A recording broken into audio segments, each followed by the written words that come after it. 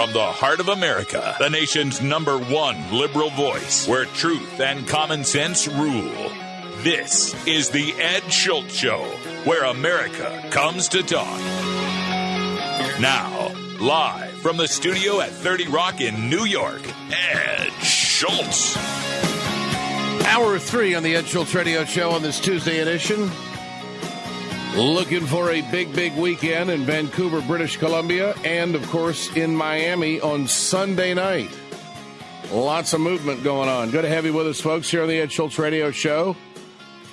Dialing it back just a little bit. Not totally under the weather, but let's just say on the edge of it.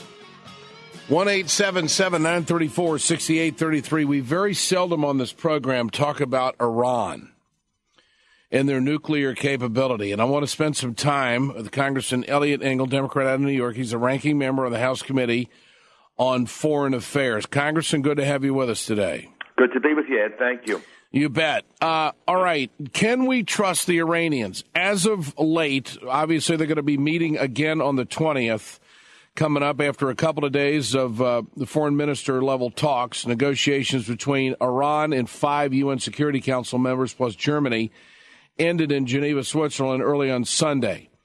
How would you characterize the progress right now, and is Iran going to be a trusted player when it comes to enriching uranium? Well, I think we really don't know because the talks broke off after all kinds of apparently false reports that there had been an agreement.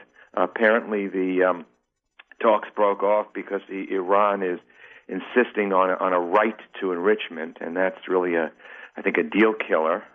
In fact, Rouhani, the new president, went back to the parliament yesterday, the day before, and said that it was a red line that Iran would never agree to an agreement which did not sanction its right to enrich.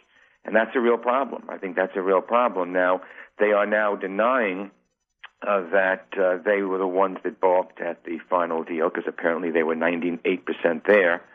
But if the Iranians' past behavior, any indication, they are masters at negotiating and delaying and dragging their feet. And, the more time delays, time is on their side because they keep spinning those centrifuges and enriching. And in a matter of a year or less, they will have breakout capacity to have a nuclear weapon. And so I think I'm in favor of the negotiations. I think it's always good to talk. I wasn't a big fan of Ronald Reagan's, but he said trust but verify, and I think that's what we have to do. And that's where we are right now. Well, what kind of verification would you be looking forward to? Well, first of all, we would have to have international inspectors there. There are a number of things, I think, that Iran really needs to do. I think if the whole talks are centered around the premise that there's negotiations so that Iran will not have a nuclear weapon, a nuclear bomb, then I think at the very least, to show good faith while talks are going on, Iran ought to freeze enrichment. I mean, if they're not willing to do that for 2 months or 6 months while the talks are going on, in my mind, it really puts into question their honesty in really wanting to resolve this, because Iran is at these talks not because it wants to be.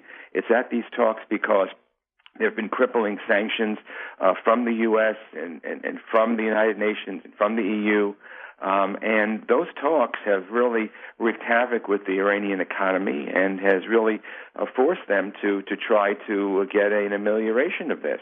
Mm-hmm. Similar sanctions were we all remember decades ago against South Africa. They worked, and they seem to be working against Iran these days.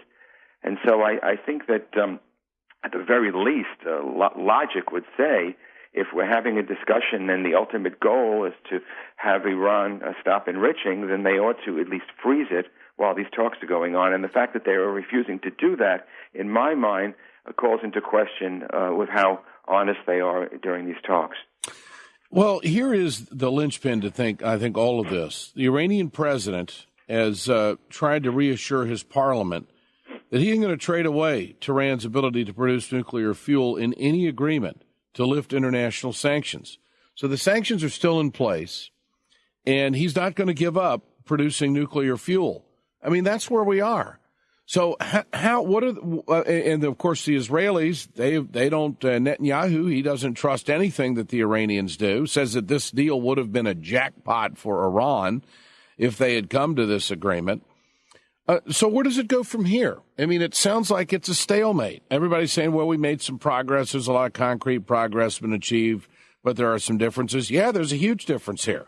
Tehran's ability to produce nuclear fuel, and you got the president assuring their parliament he's not going to give it away in an agreement. So where does that leave us? Well, it's troubling. I think you've hit the nail right on the head, and that's why it's so difficult. And by the way, it's not only the Israelis that are saying this. It's the Saudis, it's the Emiratis, it's the Gulf nations. They're all saying the exact same things.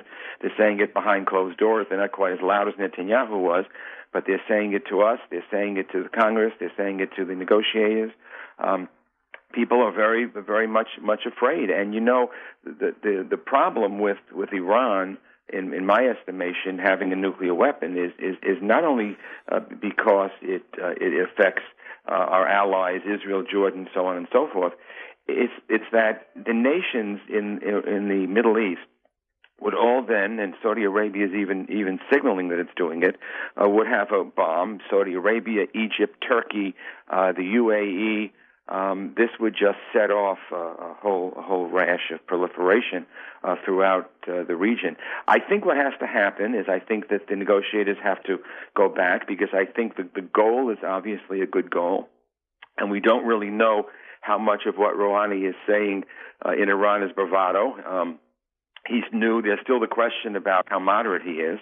I'm not sure he's quite the moderate he tries to make himself out to be, because anyone who was allowed to run in the Iranian elections were not moderates. All the moderates were eliminated by the supreme leader. And there's also some question about how much power Rouhani has.